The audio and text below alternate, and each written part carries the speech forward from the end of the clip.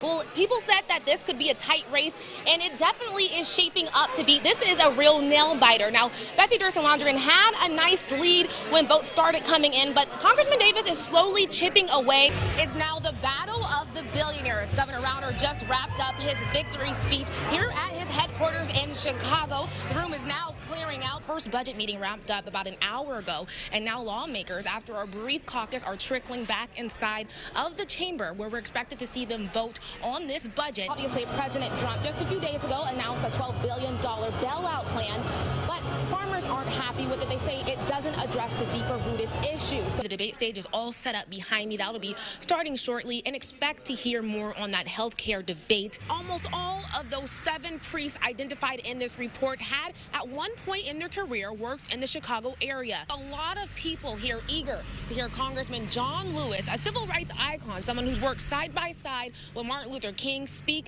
to the community here, and he gave a fierce endorsement. I talked to an attorney this afternoon about this report. She says it comes down to one question: did J.B. Pritzker intentionally lie to the county? She definitely didn't have that tone when she first hopped into this race in the primaries.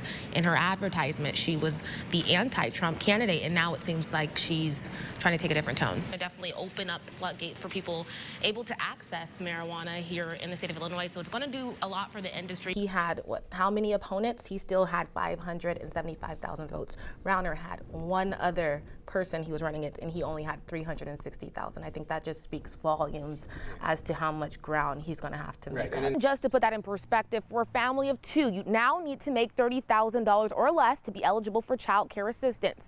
For a family of 3, that's $37,000, and the threshold for a family of 4 is $45,000. Yeah, and you haven't lost any energy. You've been busting out some dance moves out here. You want to show the people how you're getting these donations? Awesome.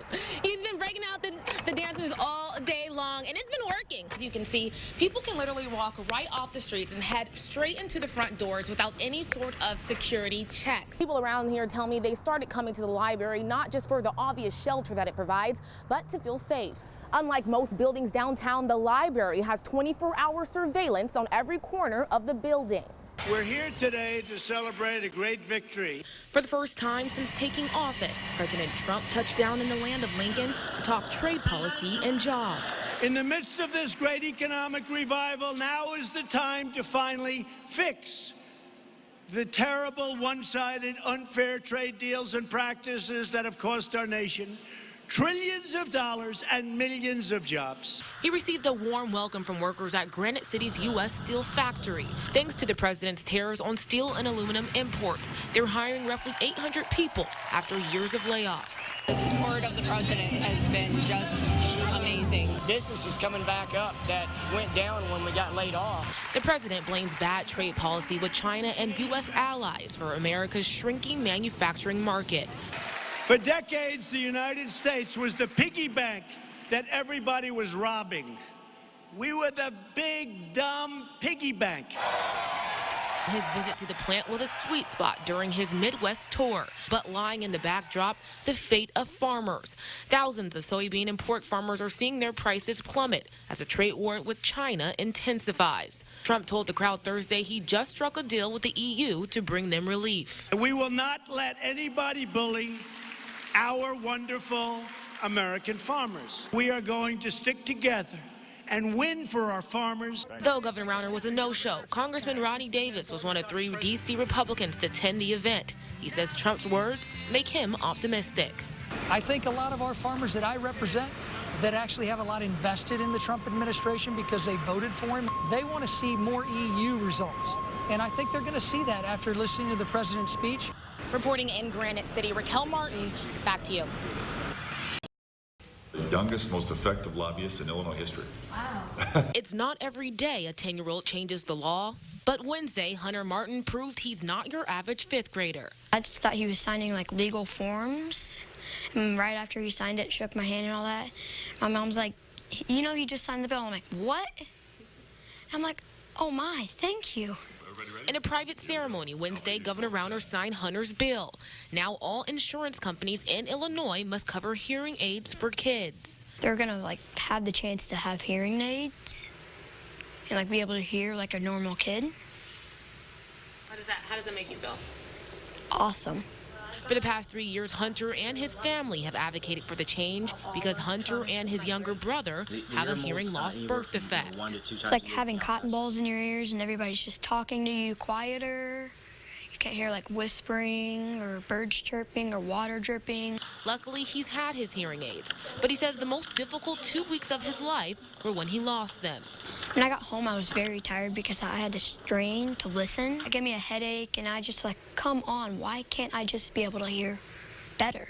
That experience, plus the cost of a replacement, gave his family a reason to take action. For the insurance companies not to cover it, we couldn't imagine, especially with all the other medication and surgeries and procedures which they cover, and for them to say that this was cosmetic and not needed, it blew our minds. They met with lawmakers and health professionals to share Hunter's story. His dad says he couldn't be more proud. I don't know how many 10-year-olds, myself included, could do all the things he's done. For Hunter, it's all in a day's work. This is just the beginning.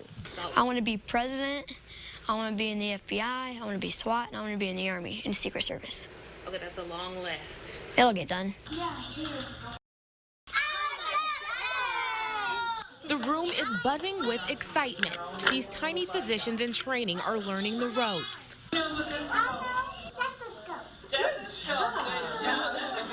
After a brief lesson, it's time to get dressed and start saving lives. They're checking heartbeats, giving shots, and bandaging those scrapes.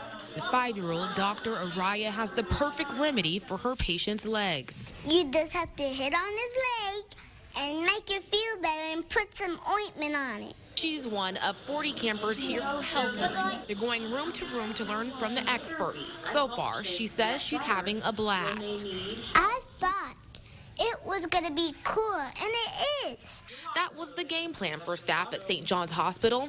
The hospital is really overwhelming. It's really big. There's a lot of adults running around, and usually when kids come to the hospital, it's not because they want to. There's usually some type of injury or sickness, so it can make the whole process really intimidating. They hope this interactive experience will help kids feel more comfortable during their visits.